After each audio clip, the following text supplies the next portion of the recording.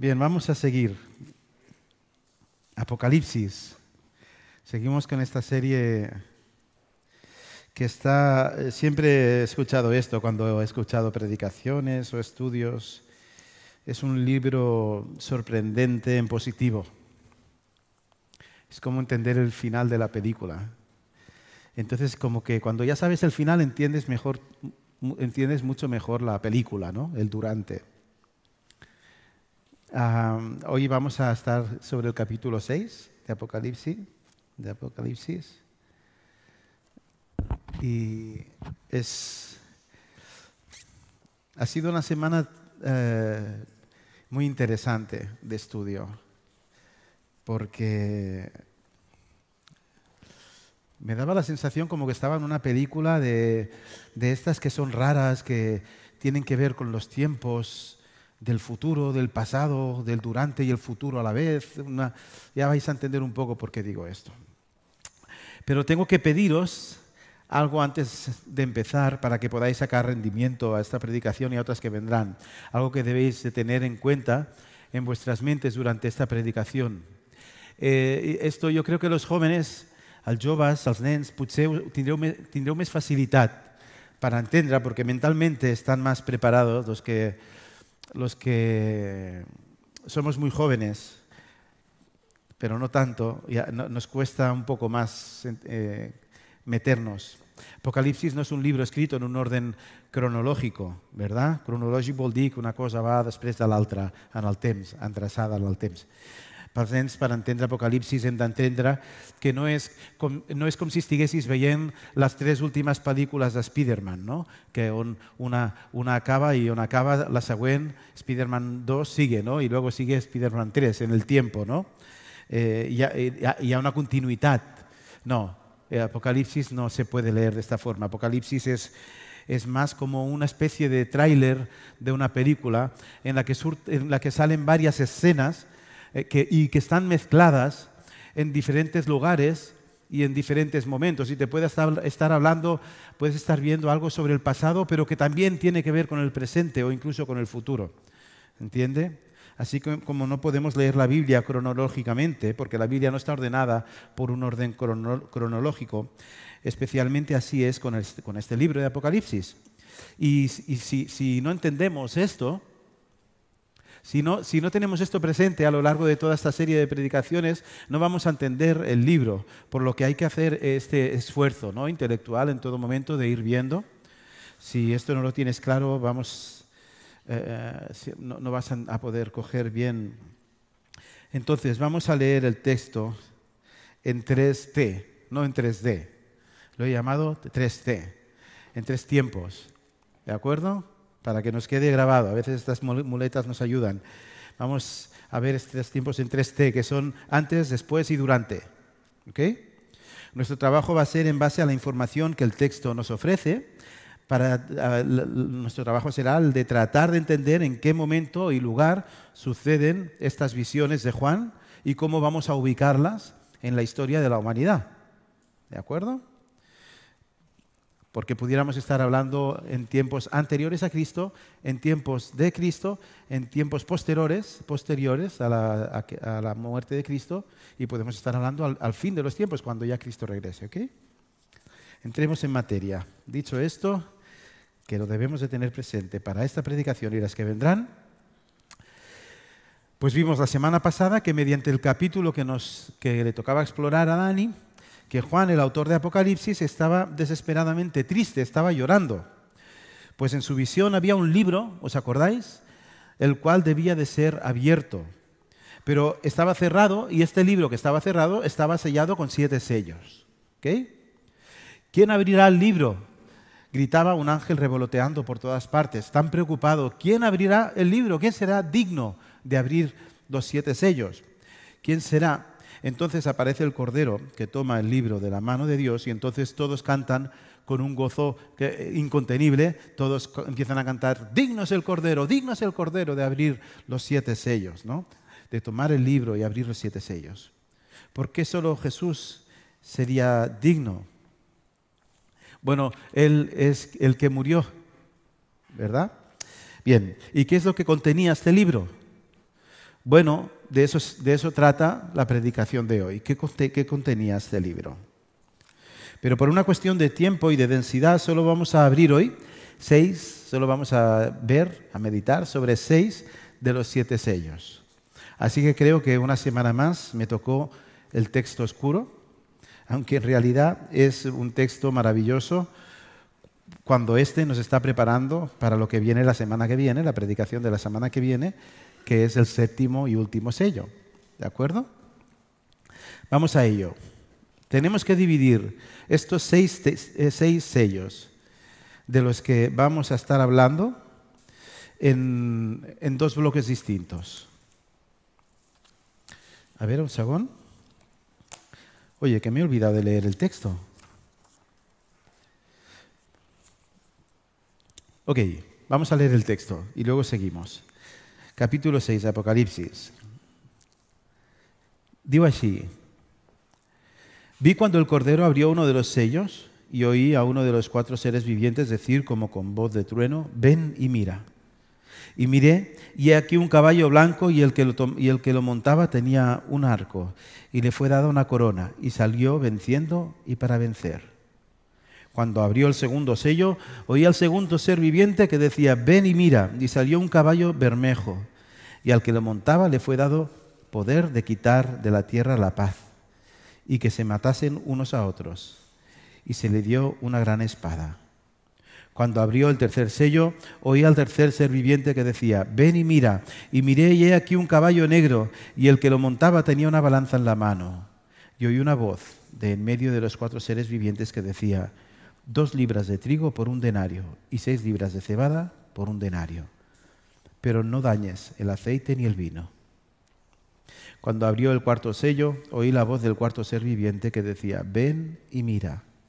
Miré, y he aquí un caballo amarillo, y el que lo montaba tenía por nombre Muerte. Y el Hades le seguía, y le fue dada potestad sobre la 4ª parte de la tierra, para matar con espada, con hambre, con mortandad y con las fieras de la tierra. Cuando abrió el 5º sello, vi bajo el altar las almas de los que habían sido muertos por causa de la palabra de Dios y por el testimonio que tenían. Y clamaban a gran voz diciendo: ¿hasta cuándo, Señor? ¿Hasta cuándo, Señor, santo y verdadero, no juzgas y vengas nuestra sangre en los que moran en la tierra?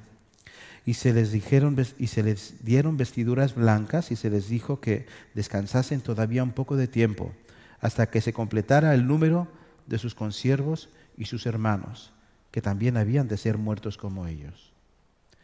Miré cuando abrió el 6º sello, y aquí hubo un gran terremoto, y el sol se puso negro como de tela de cilicio, y la luna se volvió toda como sangre, y las estrellas del cielo cayeron sobre la tierra, como la higuera deja caer sus higos cuando es sacudida por un fuerte viento.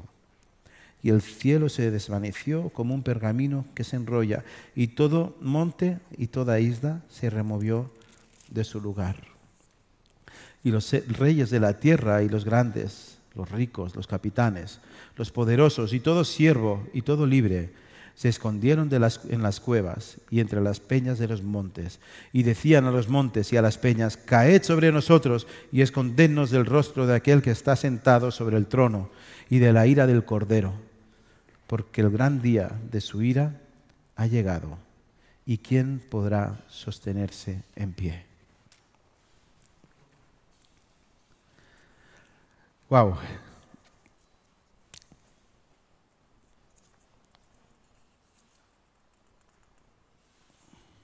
Entonces decíamos que estos 6 sellos debemos de dividirlos en 2 partes, en 2 bloques.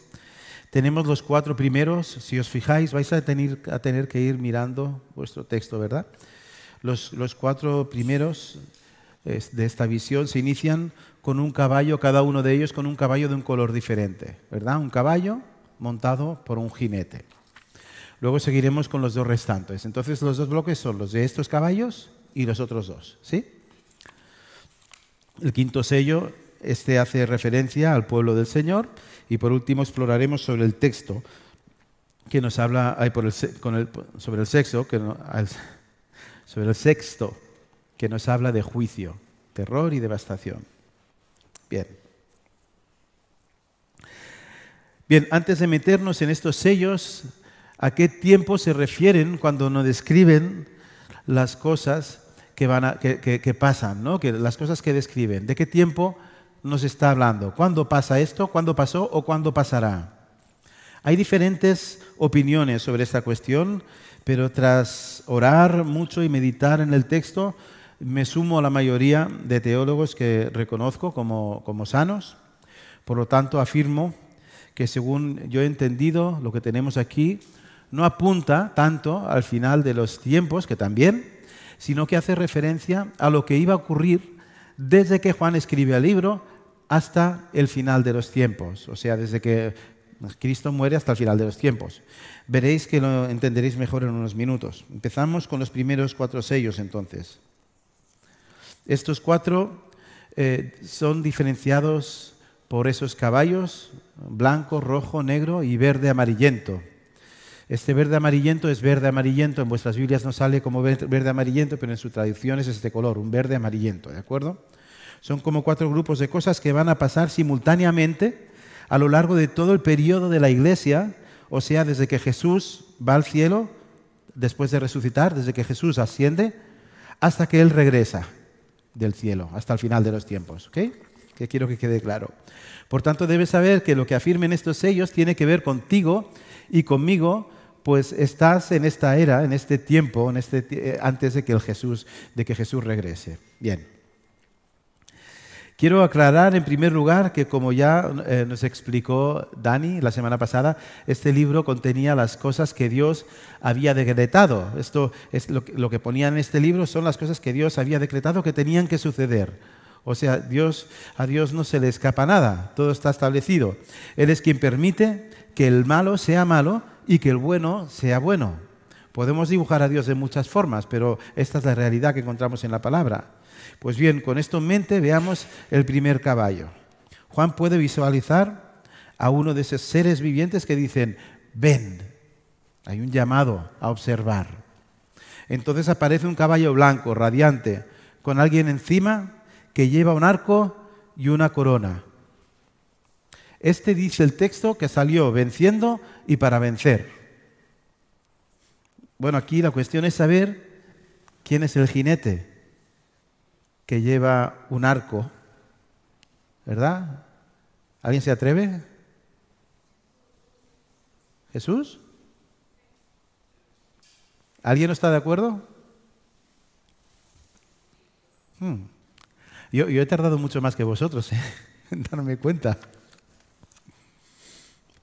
He leído de todo. Algunos afirman que es el anticristo, algunos sólidos, no estoy hablando, no acostumbro a citar personas que no me merezcan un respeto.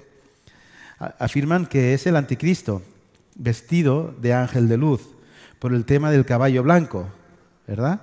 Lleva un arco mediante el cual ha ganado y está ganando al mundo. La base para esta afirmación es que el que está abriendo los sellos es Jesús. Y Jesús, que está abriendo el sello, no puede ser el mismo Jesús. ¿Se entiende? Otros eruditos afirman que el jinete es el Evangelio, el cual con sus flechas va transformando a las personas cabalgando por el mundo. ¿Ok? No obstante, dado que debo enseñar al lugar al que el Espíritu Santo me ha llevado en esta semana de estudio, tengo que afirmar con cierto temor, como Ireneo, casi un contemporáneo de Juan, que el jinete, bajo mi punto de vista, es Cristo, es Jesús. ¿Por qué? Bueno, el blanco en Apocalipsis es símbolo de santidad y de pureza, ¿verdad? Así como de victoria también. Luego, el único puro es Él. Afirma el texto que lleva un arco. Esta es una de las razones por las que algunos creen que no es Jesús, porque lleva un arco.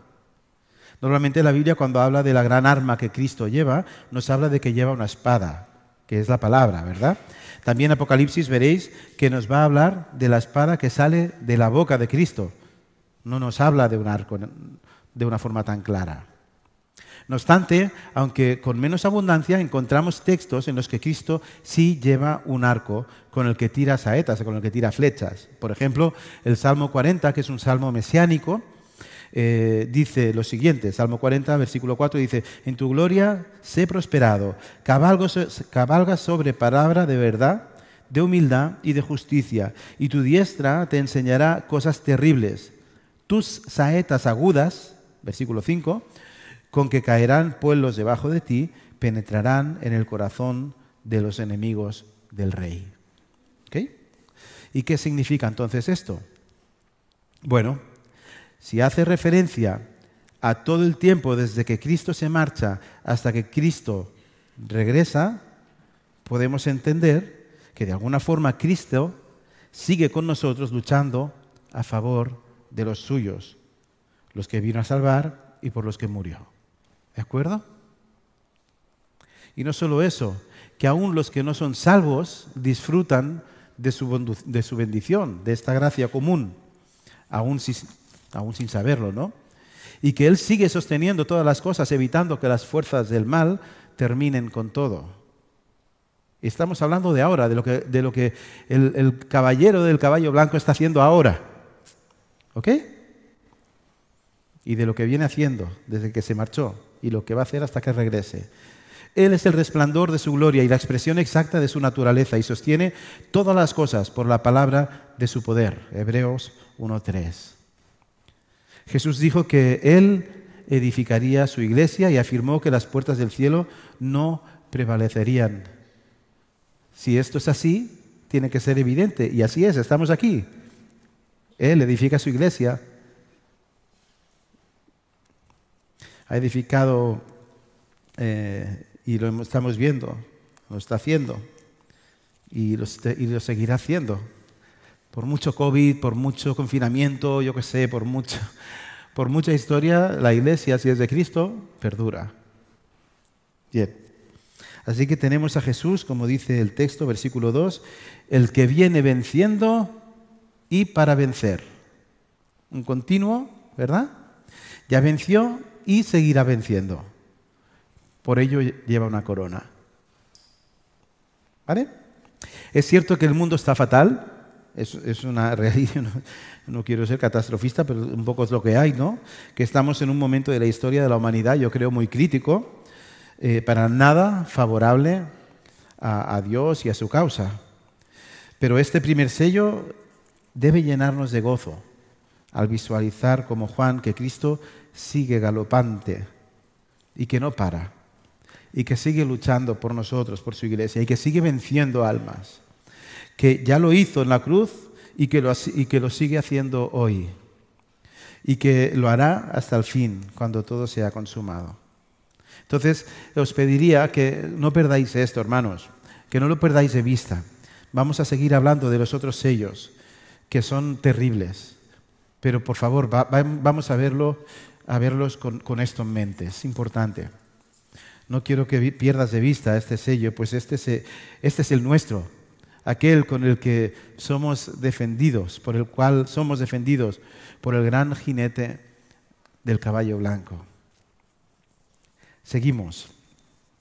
Al abrir Jesús el segundo sello, aparece en escena un caballo como bermejo.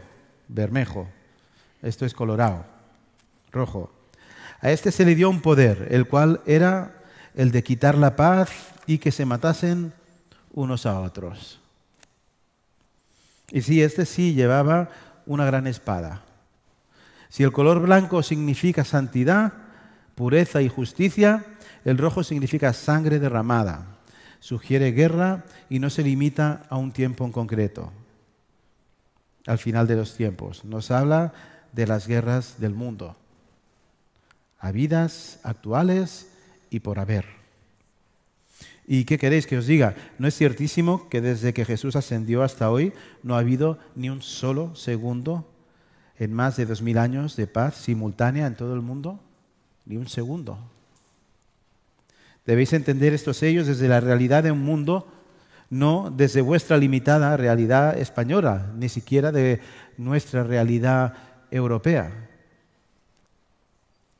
Aunque también nosotros hace 4 días estuvimos inmersos en una desastrosa guerra civil y muchas otras que le precedieron, ¿verdad? Ciertamente este componente, este caballero, cabalga como el anterior, que es Cristo, sembrando guerras y muerte entre unos y otros, y la historia lo demuestra, el presente lo demuestra, y en el futuro lo vais a ver. Muerte incluso entre personas de la misma nación o creencias. ¿No está muy fuerte?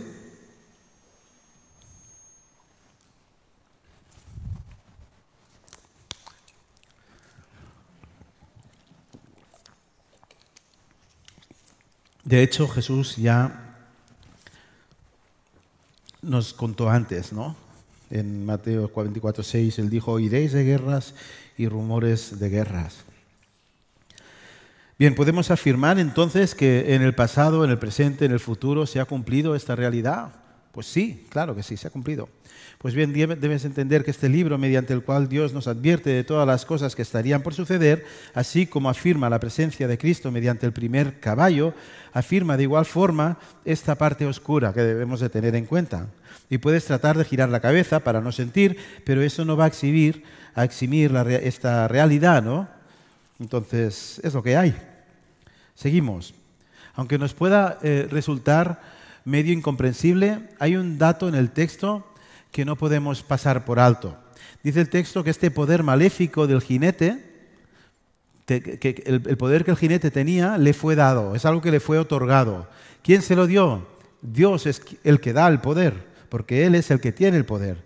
Así pues podemos afirmar que Dios dio este poder a este jinete y este pudo generar guerras y muerte con su espada. ¿Podemos afirmar esto? ¿Sí? Sí. Claro, podemos afirmar esto. ¿Y qué extraemos de ello? Pues que cuando Dios afirma de sí mismo que es soberano, lo dice en serio. Él no provoca el mal, pero lo permite. ¿Hasta qué punto lo hace? No lo sé. Hasta que Él quiere. Y tampoco acabo de entenderlo. Nadie puede hacer nada malo, ni 0, si no es que Dios lo ha permitido. Satanás hizo y hace todo el mal que puede, pero solo hasta donde Dios le permite. Y sintiéndolo mucho, no tengo nada más que decir al respecto. No sé más. Ya cuando lleguemos ya se lo preguntamos a Él. El tercer sello es abierto y le muestra a Juan un nuevo caballo. En este caso el caballo es negro. ¿Qué significado tiene el caballo negro? Bueno, este representa hambruna, hambre. Viene con una balanza, la cual sirve para escatimar, para someter al pobre a malvivir. Vamos a ver. Se nos habla de 4 productos escasos, ¿de acuerdo? Se nos habla del trigo, de la cebada, del aceite y del vino. La medida de 2 libras sería algo así como 1 kilo, ¿de acuerdo? Y evidentemente 1 kilo por 1 denario es una miseria. Recordemos que 1 denario era lo que pagaba un hombre, lo que cobraba un hombre durante un largo día de trabajo, 1 denario. Y claro, con 1 kilo de trigo no puedes alimentar a tu familia. Hoy sería como ganar con todo tu día de trabajo un paquete de arroz.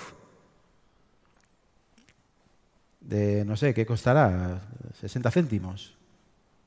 Pues es como si cobraras en todo tu día de trabajo 60 céntimos. Por tanto, nos habla de que vamos a tener que escoger entre 1 kilo de trigo o 3 de cebada. Ya, sencillo, la cebada era 3 veces más barata, ¿de acuerdo? De hecho, la cebada se usaba más para alimentar a los animales. Y respecto al aceite y el vino, puede tener varios significados, es complicado, pero la idea sí que la tenemos clara. Y lo que viene a darnos a entender es que ya el aceite y el vino ya son como intocables, ya son productos de mucho lujo, ¿no? Bien, así como antes hablábamos de las guerras en todo el mundo a lo largo de toda esta era, ahora hablamos de la hambruna. No caigas en el error de limitarte a observar solo tu entorno para valorar esto. Se nos está hablando a nivel global. Tú eres rico. Todos aquí somos ricos si tomamos una buena perspectiva. No en un sentido figurado. Si tú tienes un grifo del que sale agua limpia y potable, eres rico. Piénsalo, ¿no es cierto que son muchos más los países pobres que los ricos? Hay un dato que oscila a medida que va avanzando la historia y va aumentando, y es que más de 700 millones de personas se encuentran hoy en pobreza extrema. 700 millones de personas en pobreza extrema. Esto es no tener absolutamente nada. Esto es pobreza extrema. Y pobreza engloba cuando ya hablamos de pobreza, hablamos de un globo mucho más amplio. Pero tenemos 7, el dato es este. Entonces, ¿está o no está galopando este caballero negro por todo el mundo? Pues sí, claro que lo está. ¿Y no es cierto que va a seguir así? ¿O es que la historia nos ha demostrado que cada vez vivimos mejor? Sí, yo vivo mejor que mis padres. Y mis padres viven mejor que los suyos.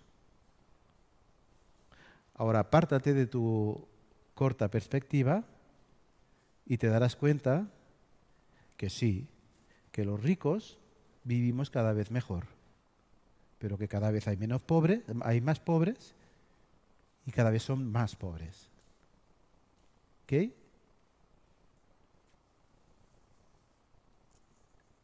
Esta balanza en manos del jinete del caballo negro pesa de forma injusta.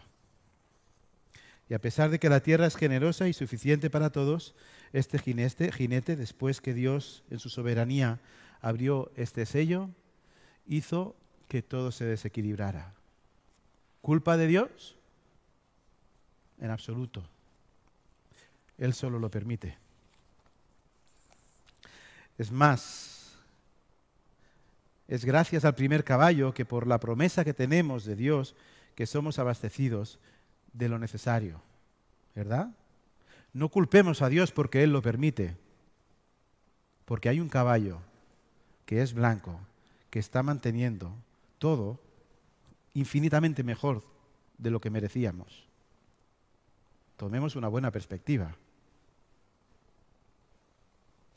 Es como que este caballo negro genera esta pobreza, pero este solo cabalga en la medida en la que Dios quiere. Pues el caballo blanco, el cual es Cristo, sigue manteniendo a los suyos, al que venció y vencerá. Nadie puede tocarlos por su cabalgar. Y bien, hermanos, llegamos ahora al caballo amarillo. Este caballo amarillo es el color de la muerte. Según la palabra original, un verde amarillento, algo parecido al color de un cadáver cuando está ya en un estado de putrefacción. En este caso, el jinete tiene nombre. Se llama muerte. Afirma el texto que el Hades le seguía. El Hades es el lugar al que pertenecen los muertos. Para que se entienda, si quieres imaginarlo, es como que tras el caballo, ahí va este lugar, como una hiena, recogiendo todos los cadáveres que va dejando este señor muerte. Es horrible la imagen, ¿eh? Como con el caballero al que se le dio una espada, a este caballero muerte, Dios le dio una potestad, un poder, que es el de matar de una forma horrible. Nada menos que a la cuarta parte de la tierra se le permite matar. ¿Significa esto que será entonces un 25% exacto, la cuarta parte de la tierra? No. Apocalipsis no es un libro literal. Hay muchísima simbología. Por tanto, quedémonos con la idea, no con el dato de la cuarta parte. ¿Ok? ¿Y cómo mata este jinete? Dice que mata con espada. Mata con hambre, con mortandad y con fieras, dice. ¿Qué significado tienen estas 4 formas de morir aquí expuestas? Bueno, no vamos a entrar en detalle, porque lo que nos quiere transmitir es una idea. Esto nos está hablando de muertes fuera de lo normal, fuera de lo natural. ¿De acuerdo? No que mueran personas que ya son ancianas, que pues después de toda su vida, pues ya casi hasta que lo desean, ¿no? No es extraño escuchar en hermanos mayores decir, yo ya tengo ganas de retirarme con el Señor y descansar, ¿no? Con una naturalidad y con un gozo, ¿no? No, hablamos de distintas formas simbólicas de morir que enmarcan todas aquellas muertes accidentales o brutales, muertes que generan en su gran mayoría mucho sufrimiento, ¿no? A ellos y a los que les rodean. No obstante, a pesar de tanta oscuridad, tengo que decir que el jinete blanco, Cristo, va a estar también cabalgando para cuidar de los suyos a lo largo de toda la historia hasta que vuelva. Y a pesar de que Dios va a permitir que muchos de nosotros caigamos y muramos en condiciones horribles, lo estamos viendo con los misioneros y con hermanos, va a darle el sentido que Él quiera a esas muertes, y el sufrir solo será un mero trámite necesario para pasar a vivir con mayúsculas de una forma preciosa, estando para siempre a su lado. ¿Sí? Y llegado a este punto, dejamos ya esos 4 sellos de esos caballos y nos introducimos en el segundo bloque. Esto es el 5.º sello, versículo 9. Bien, imagina que Juan está viendo todas estas cosas que están pasando, los efectos de haber abierto el libro y haber soltado estos 4 caballos por el mundo, y durante toda la historia hasta que Jesús regrese. Imagina que Juan como que lo está viendo en una película 3D, ¿no? Que está viendo por todos lados diferentes escenas, ¿no? Y depende de dónde mire, ve una cosa, ve otra, ve antes, ve después, ¿verdad? Y ahora es como si vieras en una misma película esto, una escena concreta, distinta, y que ocurre en otro lugar. Y en este caso sí que tiene que ver con el momento de Juan en ese momento, que es lo que está pasando en ese momento, pero también tiene que ver con todo nuestro momento. Orientas tus ojos hacia abajo, imagínate, y llegas a ver a los hermanos que te han precedido, aquellos que entendieron verdaderamente el Evangelio, aquellos adoptados, aquellos que sufrieron y que llegaron a morir por el Evangelio dándolo todo, ¿no? Aquellos que entregaron todo por la causa de Cristo. Ahora esa es la escena. Juan está mirando hacia ese lugar, bajo el altar. La verdadera iglesia acumulada hasta ese momento. Los que habían muerto por Cristo. Y como que Juan no solo los ve, puede escuchar un clamor. Él escucha algo. Y ese algo es: ¿hasta cuándo, Señor? ¿Hasta cuándo? ¿Hasta cuándo, Señor? Ellos están ya con el Señor, pero anhelan que todo sea consumado. Anhelan no tener que ver más injusticia en el mundo, ni pecado, ni dolor, ni muerte, ni más caballo negro, ni rojo, ni verde. Anhelan justicia, que cada cual ocupe su lugar, que el orden eterno sea por fin establecido. No que quieran mal a nadie, quieren justicia y quieren verlo. Y el Señor, en su preciosa misericordia, fíjate la respuesta que les da, que es preciosa. La respuesta es: ten paciencia, espera. Tú espérate, descansa. Y dice que les dio vestiduras blancas. Esto es símbolo de ser hechos limpios a través de un agente externo. O sea, Cristo es el que nos da la vestidura, con que no somos blancos, Él nos da las vestiduras que nos hace blancos, ¿no? De alguna forma. Y no se limita ahí. En su discurso, Dios les explica, en su generosidad, Dios que es tan didáctico con nosotros, les explica la razón por la cual tienen que esperar. Y la razón tiene una tela que no veas.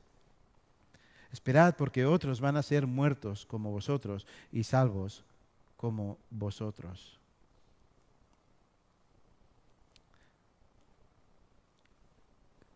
Mira, si tu abuelo, cuando tuvo a tu madre, leyó estas palabras y no hubiera esperado, tú no ibas a pasar una eternidad entera en el cielo. Pero el Señor, en su gracia, decidió esperar para darte tiempo a que nacieras y salvarte. Porque Dios sigue vertiendo vida a aquellos a los que salva. Sigue convirtiendo a las personas, cambiando las vidas. Y es como que les dice, esperad, que quiero salvar más. ¡Qué maravilla! Esperad, quiero salvar más. Y bueno, tras este soplo de aire fresco, tras tanta oscuridad, tenemos ya que entrar al último de los sellos, el cual es el más catastrófico, es el más oscuro. Con el sexto sello se abren una serie de acontecimientos naturales que dejan al mundo destrozado. Y en este caso, hermanos, podemos entender este sello como algo que ha venido ocurriendo a lo largo de los tiempos, que sigue ocurriendo, pero que de una forma especial va a cumplirse justo antes de que todo esto vaya a terminar en los últimos tiempos. Y vais a caer vosotros mismos en la cuenta en que muchas de estas cosas de las que nos habla la Biblia ya se han acentuado en nuestro mundo actual. Ya estamos viendo más barbaridades que las que vimos, pero no significa que ya estemos en el, probablemente estamos en el durante. Habla de grandes terremotos. Habla de un sol como principal fuente de energía, un sol oscurecido, o sea, un sol que no sirve para nada. Una luna sangrienta, estrellas que caen del cielo y un firmamento que sencillamente desaparece. Y no tengo el tiempo necesario para explicar sobre cada uno de estos acontecimientos, que es muy interesante, pero con lo que debemos quedarnos es con lo siguiente. En primer lugar, este juicio va a ser para los incrédulos. Ellos van a recibir principalmente las consecuencias aquí narradas. Luego estos van a tratar de huir, pero será en vano. No habrá nada que hacer. Es horrible. Afirma el texto que desde el más poderoso, los reyes, hasta el más insignificante, los siervos o libres, ellos van a intentar esconderse en cuevas creyendo que éstas van a protegerles del error en el que estaban inmersos, arrepentidos ya por conocer la verdad, y no va a ser posible. El tiempo habrá terminado. La ira de Dios supera en todo al universo, y ellos escondiéndose en cuevas. Ellos van a tratar a toda costa y por sus esfuerzos, como siempre, de esconderse, de autosalvarse, de diseñar sus propias vidas. Este verbo es muy interesante, pues en realidad ellos sabrán que están a las puertas del gran juicio que tanto anhelaban los santos del anterior sello, aquellos que clamaban justicia, pero que no habrá ya nada que hacer. Se saben culpables, y como Adán y Eva, en su momento, en el principio, que se escondieron, ¿os acordáis? Que se escondieron tras unas rocas, asimismo tratarán de esconder su realidad pecaminosa. Mientras los santos de Cristo llevarán vestiduras blancas sin temor alguno por la gracia de Cristo en ellos, ellos estarán escondidos debajo de las rocas. Y es durísimo. Imagina la escena.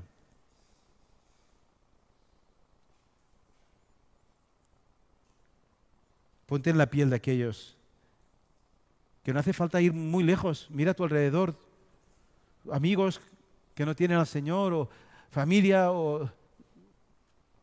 el texto nos obliga a mirar hacia esa parte.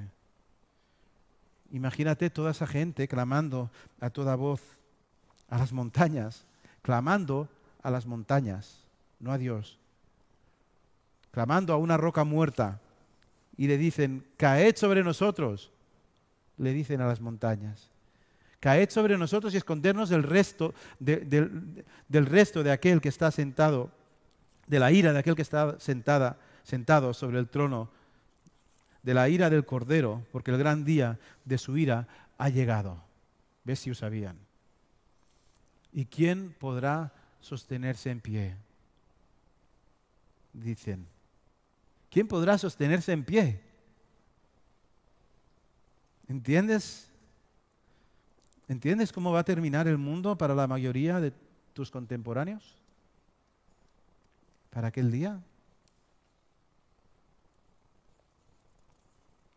Pues bien, si lo has entendido, ¿Cómo va a afectar esto a tu realidad diaria? ¿Cómo afecta esta realidad a la forma en la que estás viviendo tu Navidad?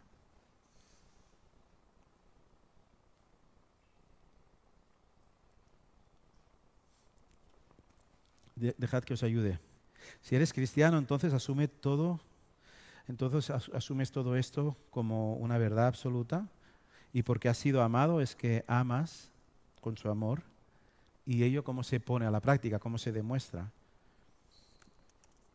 hablando al mundo entero, el cual se está perdiendo. Hablando al mundo entero sobre el único que puede salvarles. No que tú puedas salvar, ¿verdad? Pero dime, ¿cómo van a creer si nadie les predica? Conociendo esta realidad tan oscura, ¿no vas a abrir tu boca? ¿Por tu vergüenza o por tu propio bienestar? ¿Qué sé yo? Lo siento, si esto es lo que sucede, si tú crees que estás en este grupo, entonces debes de ocuparte de tu salvación con temor y temblor. Pues el que verdaderamente ha sido amado por Cristo ama por lo que Él es en Cristo. ¿Y qué de los que no le tienen, de los que no le tenéis? Pues ara penso també en els nens. Què passa amb vosaltres? Els que encara no teniu el Senyor. L'heu de buscar, perquè si no la història acaba molt malament per vosaltres. Esta predicación igual no es tan, quizás no parece tan evangelística, ¿no? Por la oscuridad del texto. Pero el texto es que es verdadero y lo que edifica es la verdad, no la estética agradable a nuestros oídos. Hoy muchos se esconden en las cuevas de aquello en lo que ponen su fe. Muchos aferrados a las cosas de esta vida van penetrando más y más en las profundas cuevas de este mundo, creyéndose seguros por sus obras y medios, hasta que llegue el terremoto. Un terremoto llega cuando menos te lo esperas, ¿eh? Entonces llegarán los meteoritos que caerán del cielo. La tierra quedará devastada y tu lugar seguro, esa cueva mediante la cual pretendes esconderte de tu propia realidad, va a ser la misma que va a desmoronarse y va a terminar por aplastarte, escondiendo la realidad de un Dios que hoy te abre los brazos. Que tienes los días contados en esta vida tal y como lo conoces, y que lo que va a venir tras esta no puedo ni contarlo con palabras, porque no lo entiendo, porque no entiendo tanto mal. Que no tienes que hacer nada, solo tienes que arrepentirte. Arrepentirte de haberle dado la espalda a Dios desde siempre. Arrepentirte de todo lo malo que has hecho y también de lo que creíste hacer bien. Arrepentirte con mayúsculas. Necesitas doblar tus rodillas ante el Cordero, ante el Cristo, el cual murió para regalarte su vida. Y pasa a formar parte de aquellos que, vestidos de blanco por su santidad, pasaremos una eternidad llenos de gozo, un gozo incontenible que nos llevará constantemente a glorificarle por quien es Dios. Uno de aquellos que, lejos de esconderse en cuevas, vamos a estar en la mayor explanada, a campo abierto, vestidos de blanco y con los brazos alzados al cielo, esperando a ser rescatados, a que Jesús venga a buscarnos, abiertos, mirando sin temor, sin miedos, porque el Cordero ya ha pagado. Este privilegio tenemos. Y este ofrecimiento es el que entiendo que Dios está poniendo sobre la mesa. També els nens. Escuché recientemente a alguien que decía, no, si Dios, el tema de Dios me interesa, pero ahora soy joven y como que ya llegará, ya arribará.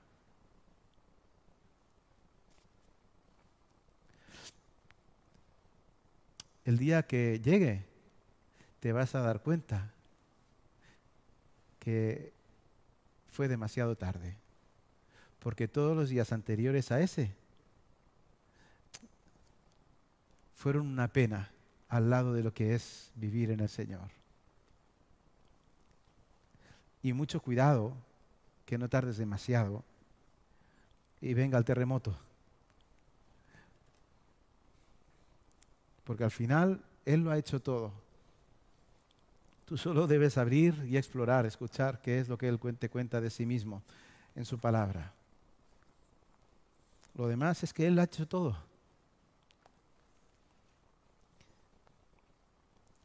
Venga, vamos a orar. Padre, gracias porque sí, tú... Mira, no nos es cómodo, Señora, mirar esas escenas donde el mal se hace tan latente, tan evidente, Señor, y donde podemos ver, Señor, no sé, tenemos esta cosa como de suavizar nuestro entorno como para vivir mejor, Señor, y tú nos orientas nuestra mirada en estos casos para ver, Señor, para ver la parte oscura de toda esta historia y terminar siempre con nuestros ojos clavados en Cristo, Señor. Pues esto te pido, especialmente aquellos que no tienen dónde mirar todavía porque no te tienen, Señor, que tú orientes sus miradas, Señor, y que tu verdad cale en ellos, Señor, y que ellos puedan realmente tener ese temor que les lleva a querer observarte y querer buscarte, Señor, y que seas tú entrando de una forma genuina, Señor. Tampoco queremos ficciones, queremos verdad, Señor, vidas realmente salvadas por ti. Por eso clamamos a ti, porque ¿quién lo hará sino tú, Señor? Dependemos tanto, absolutamente de ti, Señor.